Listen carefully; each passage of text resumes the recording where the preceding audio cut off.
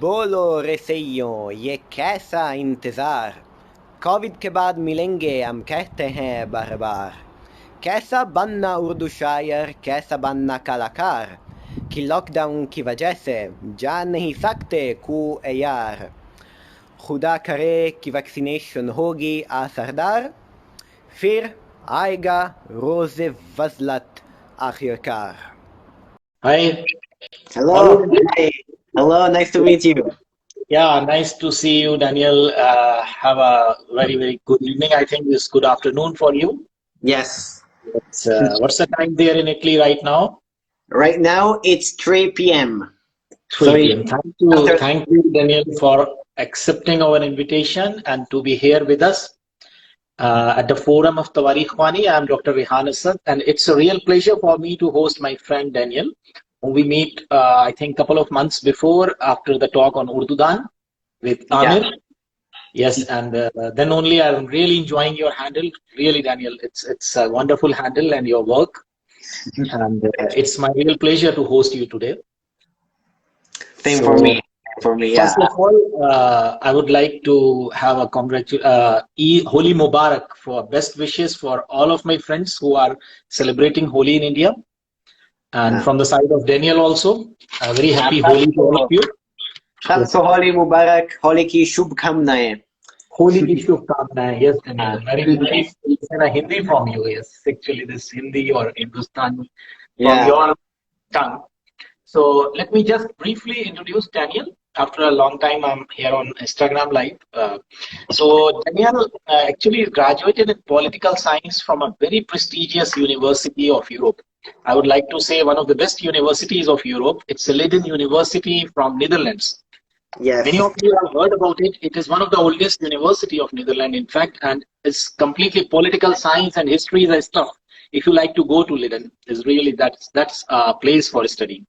And then he is pursuing developmental studies from School of Oriental and African Studies. I hope best of luck for him for the coming days.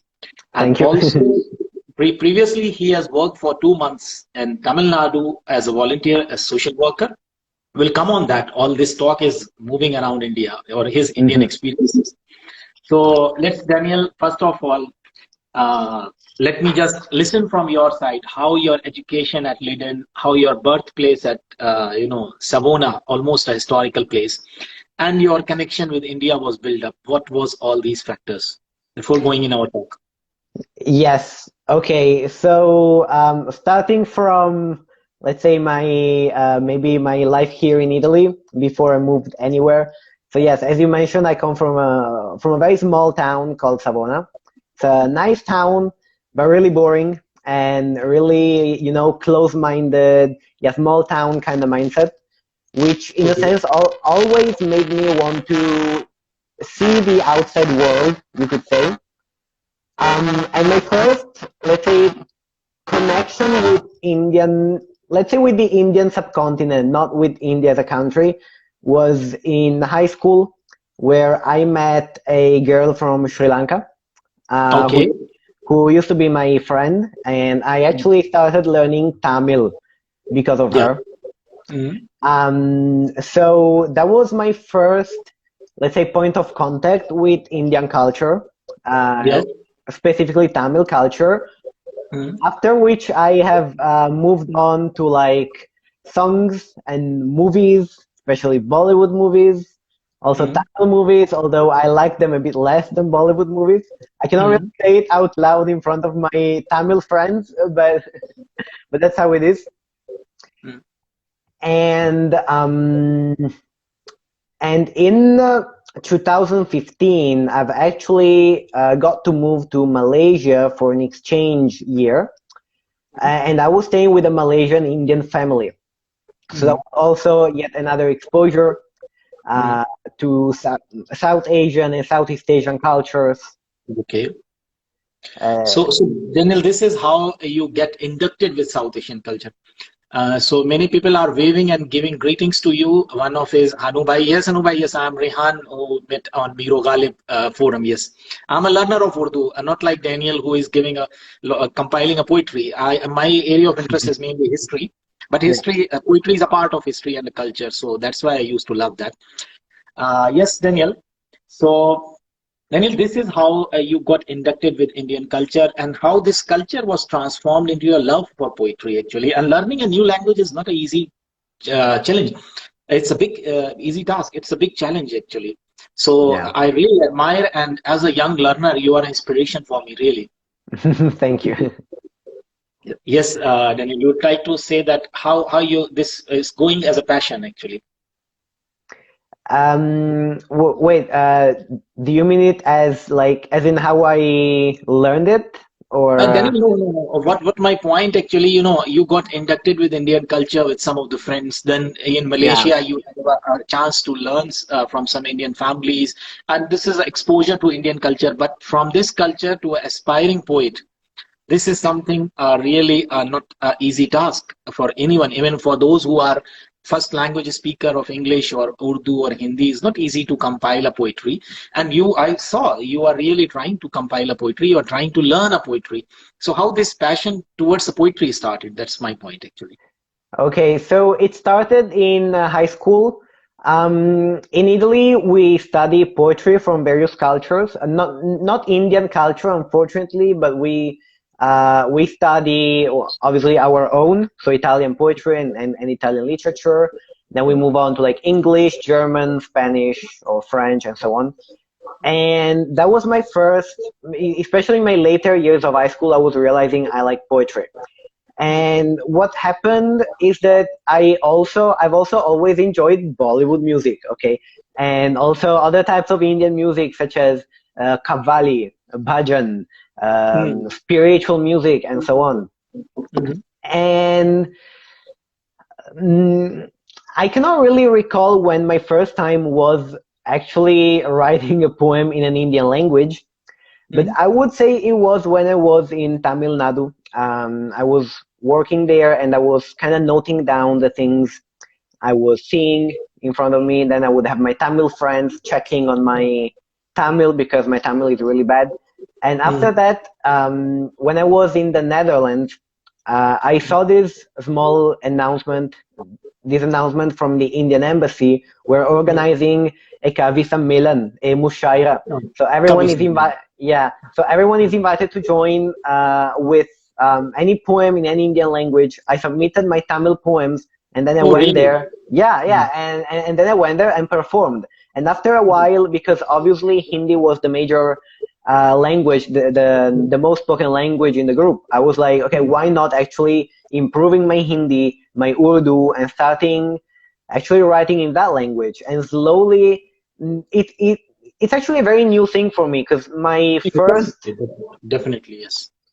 yeah, I would say in the past only 1 year or even less, I've started composing in Urdu. Mhm. And it's basically, yeah, this exposure to fellow poets, fellow Indian poets, and the encouragement that I get from them and from my friends.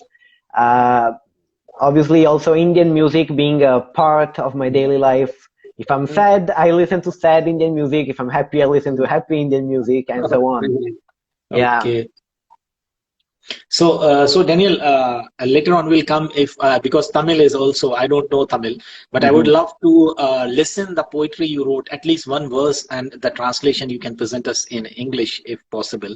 Yes. So that first verses that you presented in a Kavi Sammelan in Netherlands. Actually, this is really a great point when you write your first verse. So if you can share with you some of that few verses from that Tamil poetry and its Of translation. course. I Yeah, will. sure.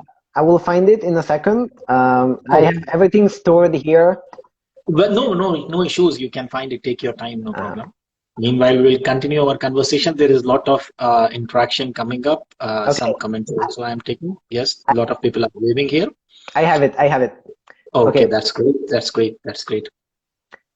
சின்ன குடிசையில் இருந்து தூசியுள்ள சாலையில் சுமை சுமந்து மாங்கடு பெண்கள் வருகிறார்கள், which means that from the small wooden huts of this Tamil village, Mhm. the women of Mangadu, which is the name of the village, Okay.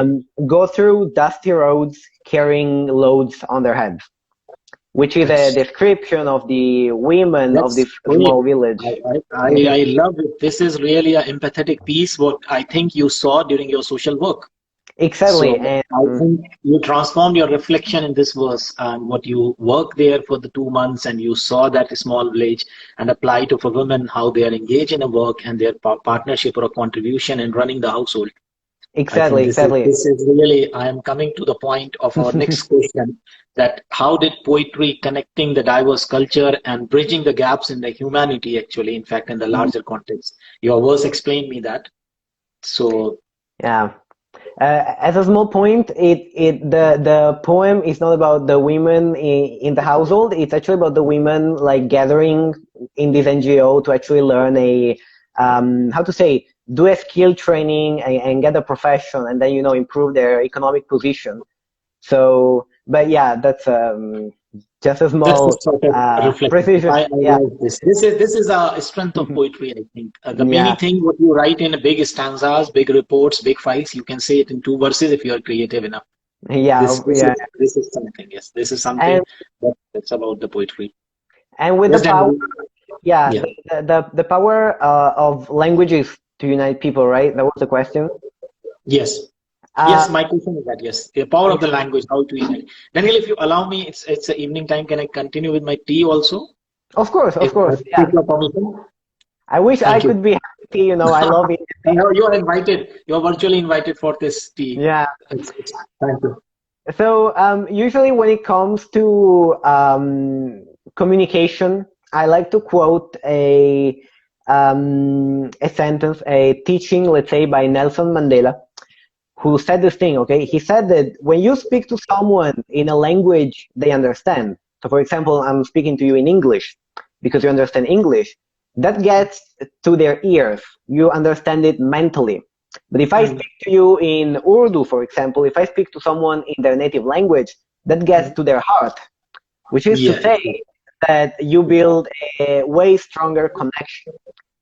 If you actually know someone's native language, and I think this is especially true for languages from post-colonial societies, mm. uh, societies where maybe a colonial language like English, like French, is still there, is still dominant. Spanish, you can say some places in Latin America, Spanish is also Oh part of that. yeah, yeah, Yeah. of course. So when you, as a foreigner, start learning language from one of these societies, what you're telling the people is that the language is worth knowing, it's worth studying, and their heritage and culture are worth knowing.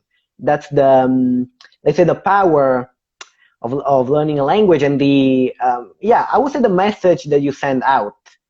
Mm, And yeah, also before COVID, before the pandemic, I used to love traveling. mm. And I do believe that learning languages, making an effort to actually study a language before you travel to a place, actually really changes the game, really changes the travel experience. Uh, Even uh, short moments, short experiences, like you are on a bus and you're Mm. sitting next to someone and you actually pick up a conversation in their language and they're very surprised and you make friends, you exchange contacts and so on. Um, it it takes place because you know their language and you build a very strong connection. I'm still in touch with people that I've literally met in the bus in Malaysia. I've met at school in Malaysia. I've met at events. Let's say, yeah, Malaysia, India, Netherlands, everywhere. Precisely because of this, because you immediately build a friendship. Let's say if you Exactly, speak a exactly. language. So this is how the languages, yes, definitely play a diverse role in understanding each other. I think breaking the stereotypes that we used to carry, all of us carries the stereotypes from our culture that was embedded. We are this, you are that, we Yeah, and you, me and you would like to say that this me and you is breaking up when the moment you are ready to speak in his own language. So exactly. this is one of the important part that how it's bridges up. And today is Holi, and I would like to just recite one verse of Amir Khusro. Amir Okay. Khusro was a father of Qawwalis in India, and he Yes. was really a moment when the Muslim came as an invader, and they were not only Muslim, they were from a specific area, basically Turkish speaking people. Yeah. So Amir Khusro was the first generation in this 14th century poet whose father was Turkish and mother was Indian native. So he started reciting poetry, and he loved Holi as a festival, because it's in Islam there is no Holi, but in Indian culture there is Holi. We Muslims, Hindus, and all of us celebrate Holi. Yeah. So definitely, so he wrote some of the verses. Aaj rang hai, ye ma. He is addressing to his mother. So he say, Hey ma rang hai re, hey ma rang hai re, more mehboob ke ghar rang hai re. So it's a point because he was a devotee of Nizamuddin Aulia, the saint for a poor, the saint who for equal for rich and poor, Indians and non-Indians at that time, means who were living there, multi-ethnic people. So he was talking about his saint, that today is a day of color. Mother, this is a day of color, and my mehboob. Yes. So now, I started this because your connection with the spiritual poetry. Yes. So let us just please reflect on that, Daniel. Something from your side. I have actually been to the Nizamuddin Dargah in Delhi. Oh, very good. Great. Then you saw the grave of Amir Khusro also. Yes, exactly. I was actually stuck in Delhi because I wanted to plan a trip to Rajasthan while I was in India. But then it didn't happen because of, let's say, planning problems. So I've actually spent various afternoons in Nizamuddin Dargah, like listening to the Qawwalis. So great. I think personally, although you could say I'm not myself a religious person, but there is something within Sufism, within the old Bhakti tradition, within Sikhism, all these spiritual traditions in India, which feel somewhat universal. Like you could say that I can relate to some of these teachings, some of these poems or songs and so on. I actually feel them within, although I myself do not belong to that group, to that specific group. One song, for example, which always makes me like almost cry, is by A.R. Rahman, and it's the song O Palanhare from Lagan. Okay, that's great. Yeah, would you like to recite any verse? You are more than welcome if you want. Oh, I'm not sure I remember the lyrics. O Palanhare, Nirgun Onyare, Tumre bin Hamra Kon Nehi. And and this song is very special because it was composed by a Muslim, A.R. Rahman, but it's about a Hindu god, Krishna, if I'm not mistaken. And exactly. Yes. It was written by Javed Akhtar, not a Hindu. So it's a bit of a symbol of unity in itself, and how we can connect to different spiritual traditions, even though exactly. Yeah, Yes, this is a point you touch the chords. Basically, how the poetry is itself, and these sort of spiritual poetries evolved in India is an outcome of cultural confluences. Yeah, exactly. India was a very historic place, and whenever you saw the places, Central Asia, India, these places are at the points of the confluences.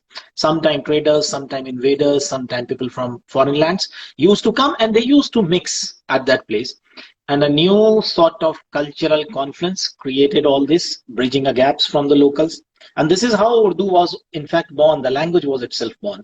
Of course. Amazingly, I saw many West Asians, they have no idea really. People, because now have a misconceptions that Urdu is a language of Muslims, but it's a language of Indians. So many West Asians, they say, what is Urdu? So I told him that Urdu is a confluence of many languages. It's a partly the Turkish, it's partly the Persian, it's local Indian language, Arabic. It's a mix of all these things. Yeah. So Daniel, somebody has write Kun Fayakun, song for the mosque, written by a Hindu, sung by a Muslim. Yes, definitely, exactly. Yes. We are talking on the diversities, and we are talking about a confluence. In general, this is because Daniel has a love in India. And I love Kun Fayakun as a song. Exactly. So Daniel, so now your interest is lying in which poets exactly you are working. You are writing your own poetry, but you are reading also poetry from other poets, mainly Urdu and Hindi. Yes, when I have the time, because I'm doing 2 internships right now online, I try to also read poets. I'm actually mainly focusing on religious texts. I'm reading the Bhagavad Gita, Okay, that's great. which is very interesting again, and kind of attests to the spirituality, to the universality of spirituality. Because again, although I'm not a Hindu, I feel like the teachings within it are very valuable and very Exactly. universal. And with regards to Urdu poets, I've mainly read Mirza Ghalib and Mir Taqi Mir. Oh, really? That's two great Yeah. poets, Mirza Ghalib and Mir Taqi Mir. Yes. Yeah. So, Mirza Ghalib is the mushkil pasand shayer, like the difficult poet to understand, which is yeah. maybe why I actually like him. It's because whenever I read one of his poems, it's actually 2 lines of poems and maybe 2 pages of commentary with all the interpretations. Exactly. It's not easy to approach, but it's super interesting, and I admire him because as a non-Urdu native speaker, something I struggle with is capturing maybe a lot of meaning into very short verses, a very short shir, which is what Exactly. Ghalib does perfectly, like multiple meanings, all maybe in 1 line, in 2 lines, Yeah. and so on. I'm planning on reading Fez. I really want to catch up on Fez. I'm very sad that I'm not finding the time to read Fez because he seemed like a very interesting historical person, let's say. He was involved in politics, but he was also a poet, an amazing poet. So Faz has his own perspective, and Faz is also a very rich poet who has been studied all along the subcontinent. And yesterday I was amazed to saw somebody who was an Arabic scholar, Amir, tagged me on that Urdu Dan. And on his handle, and I saw that he is translating the Urdu poetry in Arabic because there's little work was not done. A lot of thing from Arabic to Urdu has been translated, but nobody translate Urdu to Arabic because there is no interest of reading Urdu in Arabic word. Both are completely different. Yeah. So you can understand people who don't know, they think that these are same because of the script. There seems to be same languages, but they are entirely different. So Daniel, coming up, you want to recite some poetry of your Urdu? What you have, if you Of like course. to? Sure. Again, It's I my will pleasure. find it. I will find Yeah, it. sure. You will find it. Sure, you will find it. Um, And thereby, meanwhile, I will say there is a lot of hearts for you. And one comment did you want to learn Sanskrit also? आप संस्कृत सीखना चाहते हैं? Sanskrit बिल्कुल बहुत मुश्किल होगी. Sanskrit is a very complex language, but it's definitely interesting. I kind of focus on languages depending on what friends I have from which nationalities. If I have, let's say, Tamil speaking, Hindi speaking, Bengali speaking, whatever, I will try to learn their language so that we can have fun communicating. That wouldn't happen with Sanskrit, but I do think Sanskrit is a very rich language, Daniel. I studied up to class 8th, and I know that I didn't able to score good marks in Sanskrit because I was always poor in languages. So, but you know that Sanskrit is also one of the most ancient and I think rich languages which scholars need to study, I think, and a lot of linguists are working on that. Yeah. So these are some lines I actually wrote the other day. Because what happened I saw some post on on your small reel on Italy. You have some verses just on your Instagram post. Exactly, that's the one I wanted to that's great. That's QAR. There was a term QAR there. Huh? Am I right? Yes. The, let's say, background is that the backstory is that well, we are in lockdown in Italy. I recently went out for some errands I was running, and actually, I just got this inspiration to write a few lines.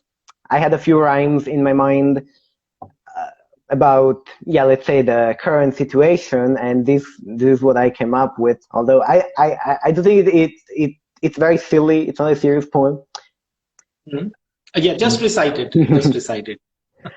बोलो मेरे सैयों ये कैसा इंतजार Covid के बाद मिलेंगे हम कहते हैं बार बार Okay, can बोलो you मेरे again repeat सैयों it? Bolo mere. बोलो मेरे सैयों ये कैसा इंतजार Okay. कोविड के बाद मिलेंगे हम कहते हैं बार बार all my friends are asking me when are you coming to Delhi, when are you coming to Delhi, when are you coming back to India. We keep saying Exactly. Covid के बाद मिलेंगे, we don't know COVID के when. बाद मिलेंगे बार-बार. Yeah. But we will meet. Yes. Then कैसा बनना उर्दू शायर, कैसा बनना कलाकार, कि लॉकडाउन की वजह से जान नहीं सकते कुएं यार. Lockdown की वजह से जा नहीं सकते कुएं यार. Okay, Yes. okay. Some of them don't know the meaning of kuye yar, so I would like to explain you. You would like to explain the meaning of kuye yar? Yeah, kuएं यार is the lane, the street where the beloved live. Exactly. Urdu Where the poets beloved- go there and they're like, oh, I'm in the kuएं यार, I feel very inspired, I feel very in love, everything. But because of lockdown, it's not as easy to As go easy. there. So, Mm.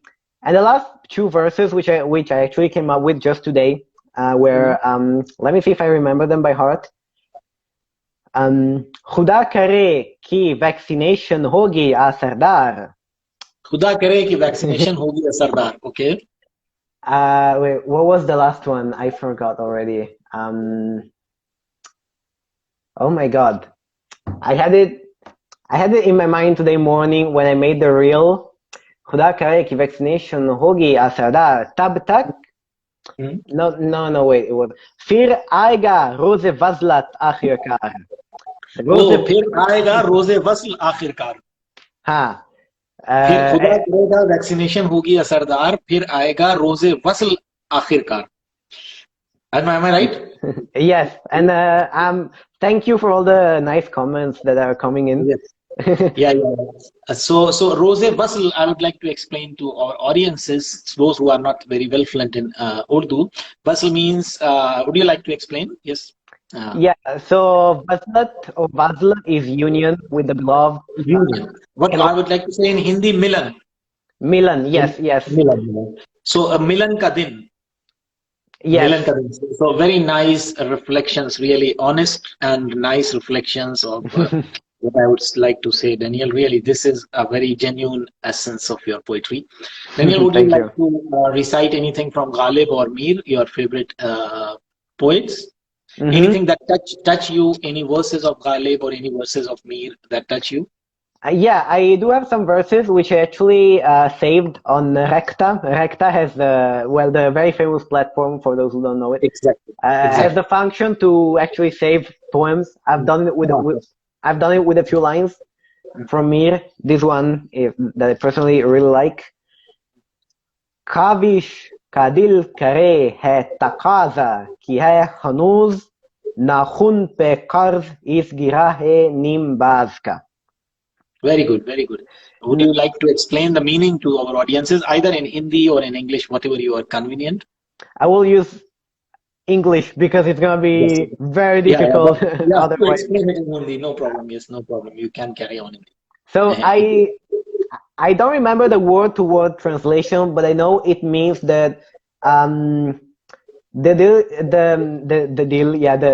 heart still has a lot of effort, a lot of things to go through because there is a depth on the fingers to untie the knot around the heart. Around the heart, yes. Yeah. So it's about one person having these deep feelings, and I guess according to my interpretation, the poet having to untie these feelings and let them out. Exactly. It's not easy to translate, and obviously there's many different interpretations. Like commentators will be like, "Oh, maybe he meant this thing." Vishaka is telling that your accent is nearer to Persian or even Arabic. Yeah. It's true because I did study Farsi and I did study Arabic in the past. My Arabic is very, very bad, very basic, but I do know a bit of Persian. Okay. Yeah, so I know. You know what is Kaf al-Hal? Which one? Kaf al-Hal. How are you? Yes. How are you? Like Kif Halik. Kaf al-Hal. Yes. How are you? It's saying tamam, kullu tamam. Everything is good. Yes, Alhamdulillah. And there is one word very common in Arabic, mafi mushkil, no problem. Yeah. So this actually helps me a lot when writing Urdu. Um, Obviously, some of my friends struggle to understand some very specific words that I use, like rose vasla, for Rozi example. basle, exactly, exactly. Um, Cool, yaar. yeah. But I don't know, it just helps me, and I think Persian words, Persian loanwords, and Arabic loanwords sound very good. They're very short. They flow very well. They flow very Um, well. yeah. Fixing it and making your bahar, what you say in poetry, bahar or something like a flow. I don't Uh, know the classic. In Urdu poetry, what do you say, meter or bahar for making it in a synchronous manner or something like a lyrical manner? I'm not sure actually. Maybe someone in the comments can tell us. The rhythm, I don't know. I only know andaz is style, I think. Andaz. Um, Okay. I don't know other specific words, unfortunately. Okay. There are some words used for to make it more in a lyrical manner or making it like a rhyme. So this is something I think it's a specific word is used. I'm also not well aware about it. Yeah. And so Daniel, anything about Mir you would like to say? About Mir, Yeah. I don't think I have any poem saved from Mir and nothing that I remember by heart. Unfortunately, yeah, Ghalib is my real mehboob, Oh, is Ghalib my is your real real inspiration mehboob. Okay. for now. Yeah. Um, Okay. there is And one. Wait, I can try to find one line which I really like, but I don't remember if it's from Mir. Uh, this thank you, Vishaka. Radif and Kafia. Yes, the term used for that is Radif and Kafia. Yes. yeah, Radif is the repetition and Mm. Kafia is the rhyme. Rhyme. Yes, Radif and Kafia. Thank you, Vishaka. Uh, Behar, yeah, meter. but they add rhythm to the meter. Meter is Bahar. Okay. These are the technical terms. Really, I'm completely a layman in poetry. Just listening it. This is one line from Mir which I love. Okay. Okay. They actually use it at the beginning of this anthology of Urdu poetry. It's called A Okay. Thousand Yearnings, which is a Mm. highly recommended book if someone wants to learn about poetry, like Mm. uh, the basics at least. Mm. And it Okay. goes, Mm. क्या कहिए क्या रखे हैं हम तुझसे यार ख्वाहिश यक जान ओ साद तमन्ना यक दिल हजार ख्वाहिश. Can you repeat it? Can you repeat it? Okay, wait, I'll try to step up my pronunciation because Yeah. क्या क्या कहिए क्या क्या रखे कहिए? हैं हम तुझसे यार ख्वाहिश यक जान Okay. ओ साद तमन्ना यक दिल हजार ख्वाहिश. Yak din hazar khwahish. Amir is saying adab to you. आदाब आदाब भाई. Yes. So he's the one by which I got to know you basically because I love the program was anchored by Amir and Indeed, your yeah. first show which I watched online.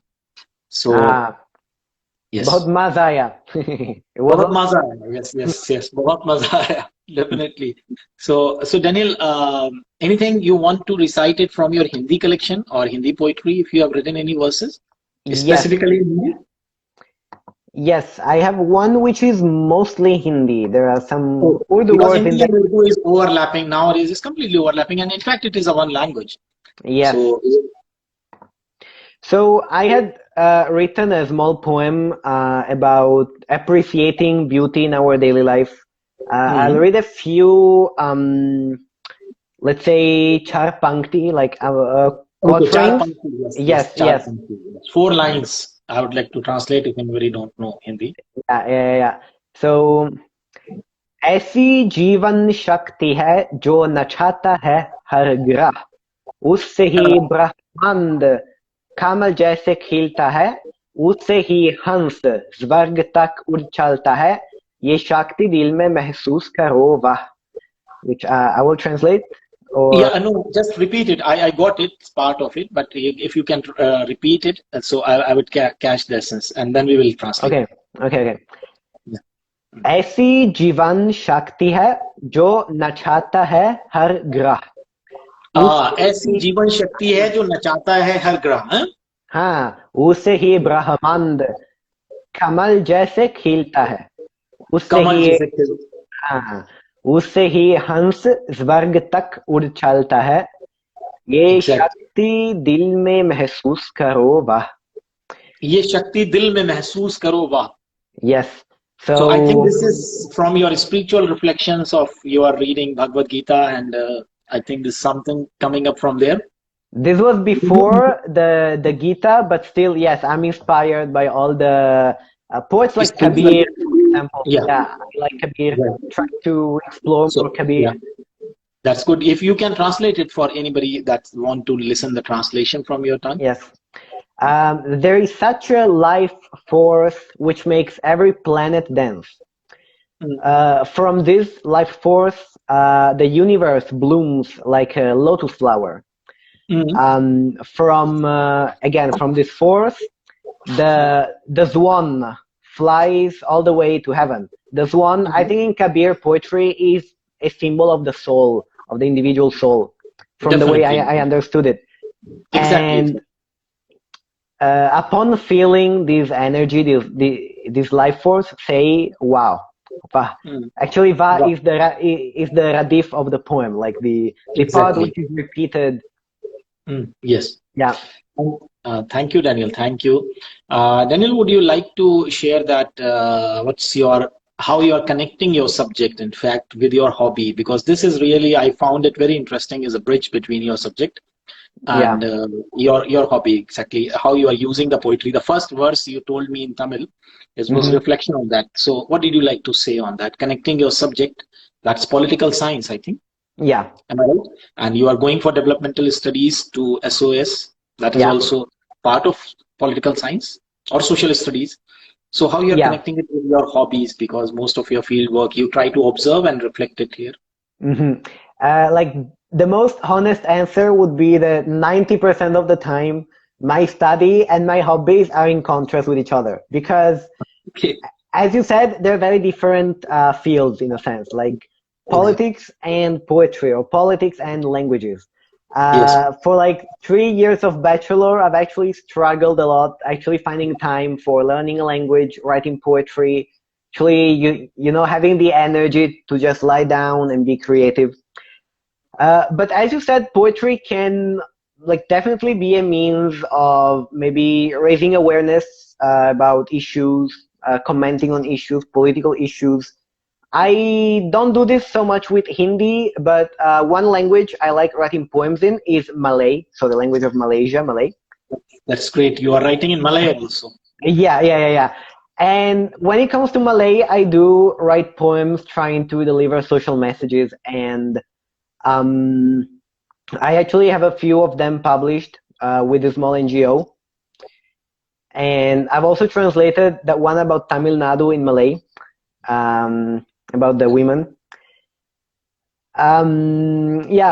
Going back to the original question, I forgot what I was going to say. Oh my God. This is the effect of lockdown. You say that 90% you are poles apart and 10% you are trying to connect your work with the poetry. Yeah.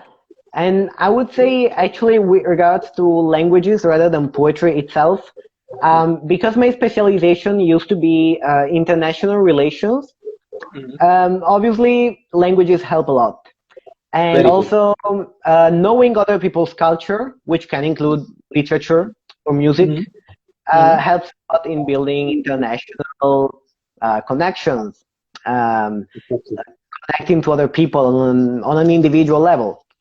I've actually many contacts within embassies just because I got to meet the ambassadors and I was speaking their languages and they were really impressed. And I knew their culture and they were really impressed. So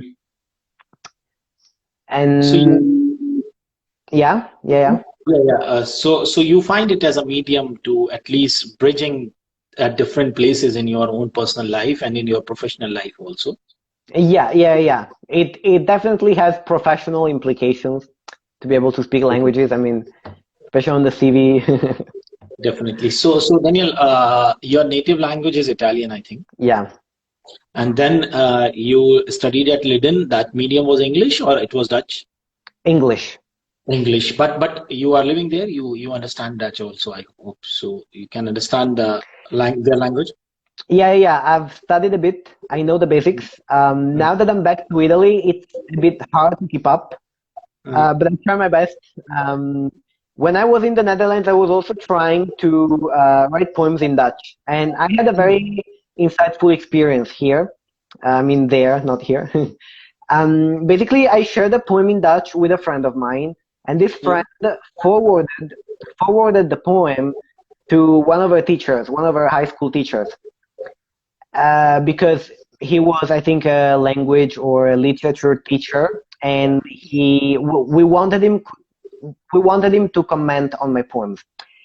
And what he said was that although you can feel that my poems are not written by a native speaker, that's precisely what makes the poem special, because every poem, every great poem, and well, I would say most poems out there, reflect the personality, the background, the personal history of the speaker.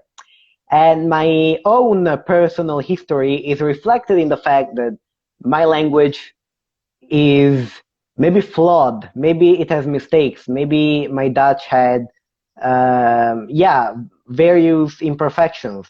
This was very encouraging for me because obviously writing in foreign languages, I worry that what I write will be 100% correct, and I want to sound like a native speaker. I want to look like a native speaker. But what I realized in that moment was that it is the small mistakes and the small imperfections that actually capture my own, let's say, personality as a poet, my own background as a poet, as an Italian poet, as a musafir, let's say. As a musafir. Then you write in Tamil also. And then you have understanding in Persian. You write something in Persian? Yes, I wrote some ghazals in Persian. All of these languages, ghazals or rubai, so like the quatrains. If you like to share, really, I don't know Persian. A little bit I can understand, but I would like to hear that also. Yes. Because this is a pleasure for me to talking with a person who is not only understanding, writing a poetry in, I think, more than 7-8 languages. I cannot write in Hindi, I cannot write in English, the two languages which are studying it from childhood days. Yeah. Okay. I have one here, which I made in form of ghazal. I will read a few shares only. Exactly. ما چه جستجو باید کنیم به جز جستجو معشوق. You can already understand some words, right? Yeah. ما چه جستجو باید کنیم به جز جستجو معشوق. دلم چه آرزو باید کند به جز آرزو معشوق. به جز آرزو معشوق. معشوق. Okay. So what do we have to search? Well, in Persian, what search do we have to engage in besides the search of the beloved? What other wish should we have besides the wish for the beloved? That's great. So I think your poetry is also driving all what I listen it's either the social issues or also close to spirituality. Yeah. Actually, I think this is what makes especially Urdu or Persian poetry special, is that you never know if it's about earthly material love or metaphysical. Yeah, metaphysical, exactly. Metaphysical, actually. This is what we say ruhaniyat. Yes. Or tasawwuf we used to say. Exactly. So tasawwuf means something going towards that side on the part of Sufism. So you don't know that in which aspect. This is a beauty of these two poetries. So then Persian, Tamil we listen Hindi, and then English definitely, Malay also, and any other language. Arabic you understand a little bit, but not to that level writing a poetry. Yeah, no, unfortunately not. I know the basic words, basic sentences. But it seems to be a difficult language, even for me. I can read Quran, but I lived in Arabic world for my professional work, but it's difficult really. Yeah, indeed. All It the can be verbs. complicated for that. You can say like Sanskrit and Arabic, old languages, something like that. But Persian seems to be more familiar sounding to our ears. Maybe it's more experience of Hindustani mixed with Persian. That may Yeah. be a reason. It sounds to be more common when we say the word, except for the pronunciation. In Persian, the pronunciation is completely different, and in Urdu, pronunciation is different. Yeah, I noticed in a song by Amir Khusro, Yes. Bekhubi ham chume tabinda bashi. It sounds But very different than Persian because in yeah, Persian it would be Bekhubi ham chuma, not meh. Hamchuma, yes, Yeah. Hamchuma, yes, exactly, exactly. So, And so this, I was just listening some greeting as Didanat Shoma Khushbakhtam. Nice to see you. yes, nice to see you. Yeah. So when you say in Urdu accent is different. When you say listen from the Persian speaker is completely different. As Yeah, yeah, yeah. Didanat, something like that. Yeah, So indeed. it's completely different. So Daniel, what's your plan for future plans you would like to share in relation to your hobbies and work? How you are going to create this beauty of connecting the people with different languages? Any other plan for working on this? So, study-wise, I will have to move to London, Khuda kare, and also COVID kare because these days it all depends on COVID. So, Definitely. so I will get my master in development studies, and then I hope I can work in the developing world, maybe helping people, trying to, make a change, as like many young people want to do, obviously. And That's a great, I think, and if even you are thinking at this moment and planning at this moment, that's a great thought. And hopefully, yeah, inshallah, yeah. it will be achieved. And and besides, I obviously want to keep writing poems. I want to keep connecting with poems, with poetry, with poets in India or beyond. Hopefully publishing if that becomes a possibility. That's Um, good. yeah, and that's it. I would say like some goals, some khwahish, yeah, some wishes. Khwahish. Yes. Yes. Yeah. And Daniel, anything you want to say a message? Meanwhile, I will read the comments from our audience. They have a lot of feedback and few questions. So, any comments, anything in Urdu or Hindi you would like to say to our audience? Meanwhile, हाँ बिल्कुल ये देखने के लिए बहुत शुक्रिया और सबसे ऑनलाइन मिलकर बहुत खुशी हुए अनफॉर्चुनेटली हम रियल लाइफ में मिल नहीं सकते हैं लेकिन मैं उम्मीद करता हूँ कि एक दिन हम इंडिया में मिलेंगे जरूर मिलेंगे. हाँ Daniel, there is a feedback. Daniel, you are indeed very inspiring. It's a beautiful feeling to see people from Europe understanding the true essence of Asian culture. So beautifully, love the session. Aki thank Cloud you have a question. How did you find Hindi and Urdu so interesting? What things make you to learn these different languages? I think we have covered this part in the start of our talk. Yeah, it started very casually with songs mostly. Yeah, with the Bollywood Yeah, yeah. then his stay in Tamil Nadu and his friends in Netherlands, all this makeup, and then his stay in Malaysia.